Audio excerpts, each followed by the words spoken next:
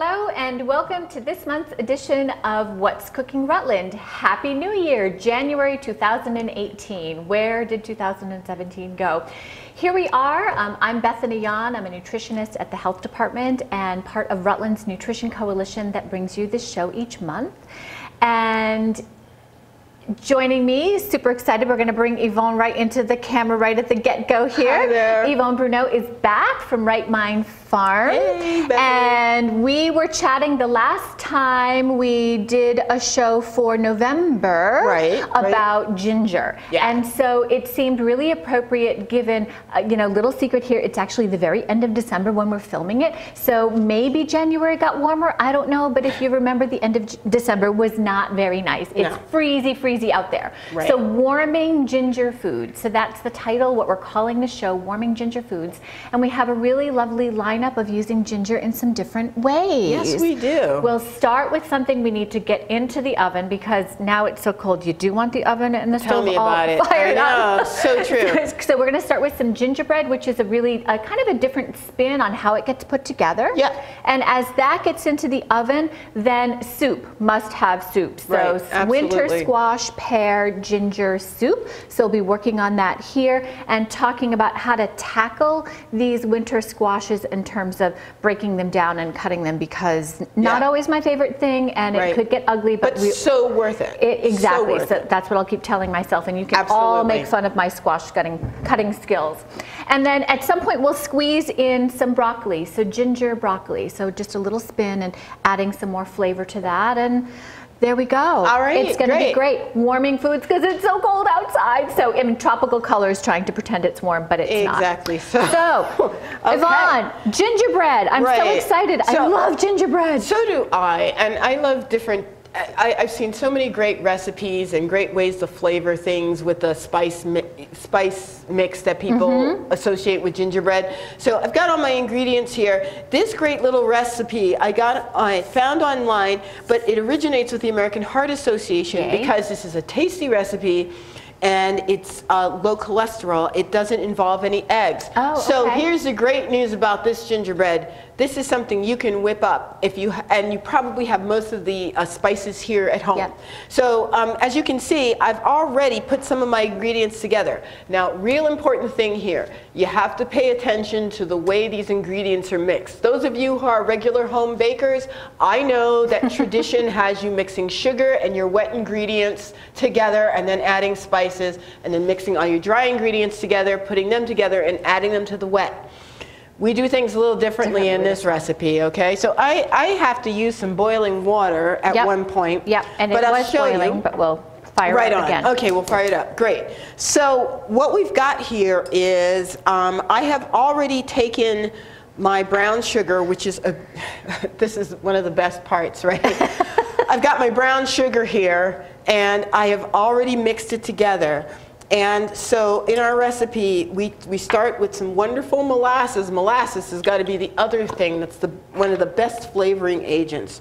Yum. So you start with about a cup of your favorite brand of molasses, dark as you can get, really, because that really adds a lot of that kind of smokiness, really nice flavor, depth, and texture to your gingerbread. And with the brown sugar, you also have the spices. So because we're talking about ginger, Yvonne is so good at having prepped up ginger ahead of time. So both whole, fresh ginger as well as dry ginger. Now you can definitely use all dried ginger in this recipe, but I love the taste of fresh ginger so much. Absolutely. That I always grate some in. So this is one of my favorite things. This is a nice little OXO grater here, and I decided to go half and half here, half dry and half grated ginger, and that'll mix in really well and give us some really good flavor.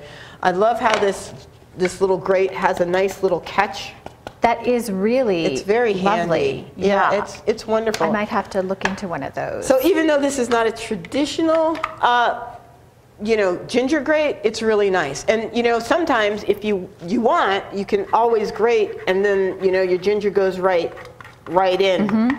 So anyway, so I've got my spices, I've got my molasses here. Great. All right, and then I have The other nice thing about this recipe is it doesn't use hydrogenated oil. So those of you who don't trust shortening in a can or don't like to use butter and everything, well, shout out to my friends who are also dairy free. I have this nice safflower oil. I'm going to add that right now. Okay. And that's our major shortening. You know, down the road, if you want to, you can use part shortening in oil. If you really want to try a nice flavor kick, I say get some good coconut oil and use that for part of the shortening. Yeah, because that'll give you this nice little tropical kick. So I'm mixing these wet ingredients together here, and I'll bring them over here to my cutting board. So I've mixed them together. I got my spices, I got my brown sugar, I got my oil, my shortening in here. Okay, so now this is where it gets a little exciting because this recipe is leavened with baking soda. And one of the things I need is a cup of hot water. Yep, that water was just boiling, so hot. It should be plenty hot enough. Okay. So here we go. And it has to be hot like this, right? Really hot. And then I have to mix. To get my baking soda going, I got to mix 2 tablespoons of the boiling water with it. So I have got my baking soda right here in a little bowl, and I'm just going to add 2 teaspoons of this hot water, and I'm going to throw that in. Okay, and then that goes in. All right, and then I'm going to add my dry ingredient. I'm going to add my water. And actually, because I'm stingy and I want the rest of this molasses. Oh, smart. Mixing it together. I know I do that as well. Right. Like the way to get to the very last drop. Right. I'm afraid I want all of it. So there we go. And I don't add any extra liquid to the recipe that way either. All right. And now I'm going to put in my dry ingredients, which I'm just going to try to fold in with my spatula here. And this, I got to say, as a gingerbread recipe, mixes up really nicely, I find. And you know, you don't really have to have an electric beater. I mean, of course, you could do this with an electric beater if you want to. But I find that because you have so much liquid in the initial mix, it's coming together really easily. Yeah, so, yeah, exactly. So Bethany, I'm going to finish mixing this up and pour it into the pan and get it in the oven. Awesome. So excited. So excited. And so as Yvonne is doing that, we're going to talk a little bit about just butternut squash and, you know, peeling butternut squash, which can be just really a challenge for a lot of folks. Not my favorite thing. We'll see how this all goes. Right on. There are a lot of tips for doing this. Having a really sharp knife is important, and some people even talk about having a rubber mallet if you get a really hard squash to be able to get that knife through it. But you can also just microwave it a little bit. So a little bit or a lot, it's really up to you. You know, 45 seconds to just soften it up a little bit, or prick it with a fork and then put it into the microwave for even 4 minutes, and then the skin will just peel right off. But I'm going to do the 45-second trick and see how well if that just like softens things up a little bit. And this soup, while that's in the microwave, the soup is actually super easy to put together. Really, the work is just in prepping all of the ingredients. It really, once everything is prepped, it really is just kind of sort of a dump and stir. So the squash we're going to be working with, I have already sliced up a couple of onions. The recipe calls for 2 cups, and so I did 2 onions. They're already sliced up and ready to go, and once all the other ingredients are prepped, I've got a little bit of olive oil in here. That will get heated. The onions will go in for a couple minutes, and then just one set of ingredients after another. While that's microwaving, it also calls for a couple of pears. They're supposed to be peeled, but I don't know. I mean, part of me is thinking because we're going to try and puree this, does it matter? You know, I don't think it does, right? The skins are so thin on pears. I mean, they're going to come right off. If you're real AR, you can do that. But you know, I find that they lend a little nice mouthfeel. So you know, and it's going to get cooked up. So the little bit of skin, the skin's floating around. It's just such a nice source of fiber with, you know, I was going to say you don't lose the nutritional value that way. Yeah. So we're going to leave it on, and they're just going to be diced up. I believe we beeped, Bethany. What have we got? We did. Here? Oh, that's the squash. I'm just going to finish cutting this. All right. This, and you've got a pan ready to go in. I sure do. Super exciting. I know. Okay. Onward. And because everything is going to cook for, you know, about a good half hour or so, things don't necessarily have to be small. So that just kind of sort of took the chill off of this squash, and now life will get interesting. Here we go. All right. Right. Butternut squash. So I had already cut off one end. I'm going to go ahead and cut off the other end. It's just really important to have a sharp knife. So thank you folks at Peg TV. These are really lovely sharp knives. And again, another safety tip if you're working on a cutting board is I have a wet towel underneath this cutting board. So this cutting board isn't going anywhere. Right. So that is, I'm working with it. This isn't going to slide and cause problems. But the sharp knife is really, really important when it comes to that safety piece. So the other piece is to then find a peeler that you really like. Right, I agree. So, you know, and you know, I have worked with a lot of different vegetable peelers. Some of them are awful. Yes. And others are okay. I would agree with you about that. So I'm just out of curiosity going to see what this traditional peeler feels like. And it's not bad to just go around and peel this squash. The other peeler I have is this cute little finger style one where it goes in a different direction, so we can see. And that one this one is, as you can see, so much easier. Oh my gosh, wow, it's just like amazing. Shaving it right off. Well, you can like do those zucchini noodles with that. You could, if you don't have, you know, one of the fancy zoodle noodle thingies that are out there these days. But super easy to just peel. Nice. And you would think I had great practice, but I don't. But so if you practice makes perfect, it will get faster. So, and just because I am going to just cut off this end of it. There you go. And because it was microwaved a little bit, it cut really, really nicely. And then we just want to have, you know, some 2-inch or so cubes. Okay. So I'm just going to cut this in half again. Again, for safety piece was having that flat end so that that wasn't going anywhere. All right. And then just some big cuts down. All right, great. Bethany, would you like me to cut up the rest of that? You want to go to town with this? Oh yeah, there we Yay! go. All yours. All right. And I'm this is exciting. Shouldn't have put that in there yet. Look at me. These that squash needs to go into a bowl. This is like a dream come true. Isn't that neat? That's great. I can't remember where I found it, but it really has been kind of handy.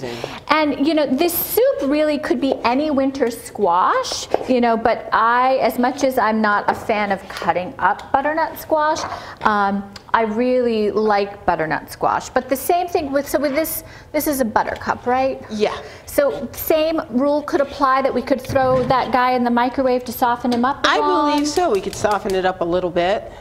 So I'm just heating up that oil to get the onion started, and while that's heating up, I'm just pulling some thyme off of the little sprigs and adding it to this collection of this little bowl of some ginger and garlic that I've already cut, but I have more to cut, so we can take a peek at that. And I'm just, you know, so this calls for just like coarsely chopped fresh ginger. So that means peeling it a little bit, and peeling ginger can kind of be difficult depending on how knobby it is.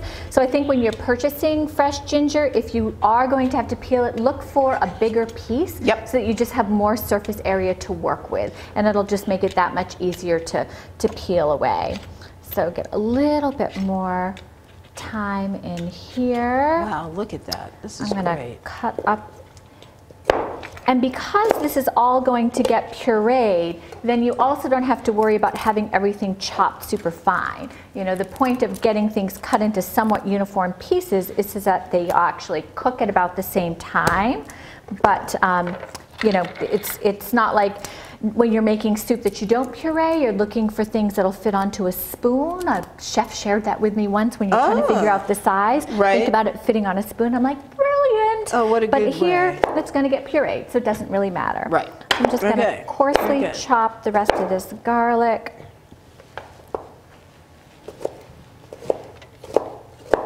Oops. That's not what I need. Ah, you'll do. So Yvonne, do you know, I should have looked this up, what is it about ginger that makes it such a warming food? Do you have any sense? I know, there's the million-dollar question, Million-dollar question, yeah, seriously. You know, just off the top of my hands, I would say that there are enzymes in ginger that just create that kind of warming feeling you have when you eat it. But I don't want to jump the gun there. I'm sure that's one of the reasons why it's considered. It just gives you this pleasant feeling. It really does. In your stomach it's so when you yummy. have it. And a lot of people use ginger to help abate nausea or stomach issues, digestion issues. I certainly have done Quite plenty good of that. for that. Yep. So these onions are in this hot oil. They're just going to cook for a few minutes until they're softened. And then I might set them aside while we finish cutting some other things. Because then all of the other vegetables, so the butternut squash, it calls for about a generous 4 cups, which a good to classic size of butternut squash is going to cover. Right. Again, kind of sort of the Donna Hunt method when it comes to vegetables and something like this. Measuring isn't necessarily critical. Right. So everything else is going to get added. So the butternut squash, there we go. 2 pears which have been chopped, a couple of cloves of garlic that have been chopped up, a good 4 tablespoons or so of ginger that's again coarsely chopped, and a little bit of thyme, and I think that's everything. And that will get thrown into this pot for just about a minute or so, and then liquids are added, and it's going to it'll boil, simmer until everything's actually. Bethany, that smells amazing. Doesn't it? The onions smells so yummy. great. So I'm just going to move this off for a second since I didn't finish chopping before I dove in there. And so you're working on squash. So do you have any tricks for peeling ginger, or is it just kind of sort of, Wow. I have to say my top trick is I don't peel it. Oh, so would you just chop this whole thing and put it right into the soup as is? I have been known to do that. But one thing you can do with ginger is sometimes it's much easier to take the dull side of the knife and scrape that across the skin. Okay. And you see how it gets it to peel off nicely? It's a good thing you aren't looking at this closely, guys, because it's not pretty. Right. As Chris is probably about to put the camera right on me as I'm attempting to do this. Oh, good. Thank you. See? Look at the expert. She knows what she's doing. I eat a lot of ginger. It takes time. But it's a skill. Experience. It's a skill. It's a skill. I love it. So the dull side of the knife, and you just want to keep that moving away from you. Okay. Right? Yeah, that would make sense. A little. And I think your piece of advice was great. Don't look for the most gnarled piece you can find. Try to find one that's fairly straight. As you see here, I've got a grating piece, not a chopping piece. Right. And yes, and I have chopping piece over here. Right. So I'm going to go back to you're going to go back to butternut squash. Right on. Back over because we're close to having the veggies. And truly, it's just the prep of the veggies that takes the most time. So in here, I'm going to add my 2 pears. I'm going to add the squash that I've started, and then we'll add the rest of, well, there's a bowl if it's helpful to dump it all in there. That's great. The ginger, the garlic, and the thyme are also going to get added here. All right. So here are some chunks of squash. Oh, and I don't want to leave behind any pieces. Great. And so this is just going to saute for a minute or 2.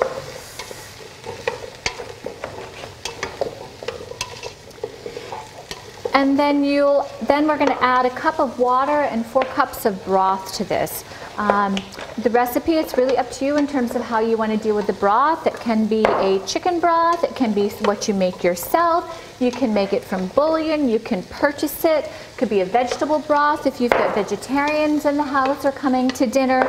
So I have picked up a lower sodium vegetable broth. If you're purchasing a broth, whatever flavor it may be, already prepared, really, it's worth looking for the lower sodium and spending, if it's a few extra you know, nickels, dimes, or quarters, because the amount of sodium otherwise in prepared broth is just like horrific. It can be crazy. Really crazy. If you actually look at the labels side by side sometime, I think you'll be converted, because it's really amazing the difference. So this, we're just gonna, you know, it's not that we're meaningfully cooking this down, but just trying to bring those flavors together. Not necessarily looking for anything to be browned per se, but just tossing it around for just about a minute. And then I'm going to add my liquids. So 1 cup of water. Oh, okay. And oh my God, I wish everybody in the audience could smell this. It smells amazing. Really, really good. And then 4 cups, this again is a low sodium vegetable broth. Just, you know, that just really becomes the key. And so then this we're going to simmer, bring to a boil, and we're going to let it, this then needs, you know, time to actually cook. So it needs about 30 to 40-ish minutes, and really just until the butternut squash is tender. So you just, you know, after a half hour or so, check with a knife or a fork the butternut squash, and if it's, you know, tender, great, you're ready to go. So, magic of television, I did this last night, so we've got some ready to go. All right. So we're just gonna, I'm gonna leave this here. When we start to see that simmer, I'll turn it down. I'm gonna turn it up right now. So this is what it looks like when it has finished cooking, which really, if we had side by side, is kind of sort of about the same. But this is, you know, the butternut squash in here is really nice and tender. I am not a master of an immersion blender, so let's see if this, how this is going to work. Do you work with these a lot, Yvonne? From time to time. I just recently became one of the converted. You became a converted. I did. I found that it was really nice to just be able to take that out of my drawer, put it together, and, you know, mix, especially for soups. This is working really nicely. Yeah, there you go. And of course, you can monitor the consistency. You know, some people like their soups really smooth, and some people like them a little, having a little bit of chunkies in there.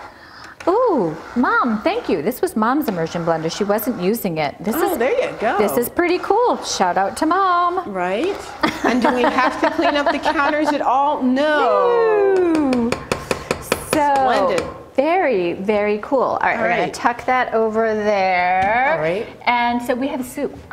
So actually, next thing is just going to be to add a little bit of lemon juice. So I brought in lemon and a reamer. So we're going to add a little bit of lemon juice to this. So our favorite technique of just the half a lemon. And I have, this is something I've become converted to.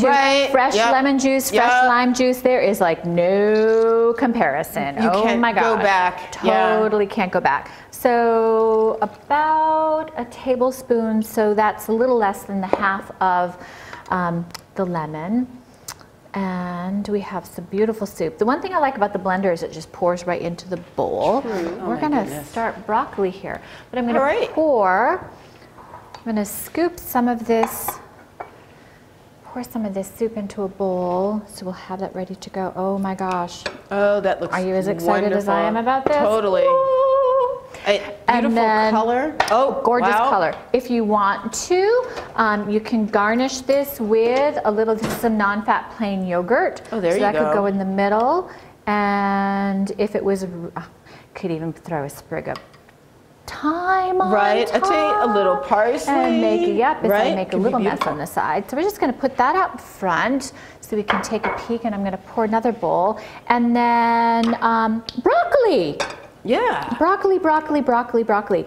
So I have washed this broccoli here already. I purchased some broccoli crowns, so they're a little easier. Oh, beautiful. But the thing with broccoli is you want to use the whole thing. Yeah. So many people ditch the stem. Oh no, stem's great. They're great. I mean, the really bottom, super woody part of the stem, that you do want to throw into the compost, no question. Right. But you know, even if this had a few more inches, you want to use that stem, just chop it up. Right.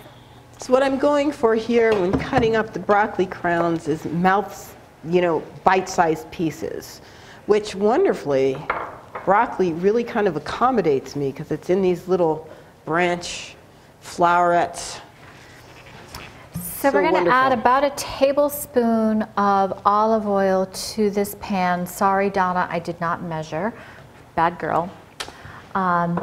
And this also calls for garlic and ginger. So I'm just going to chop a little bit of both of those over here while you're cutting broccoli. And Super.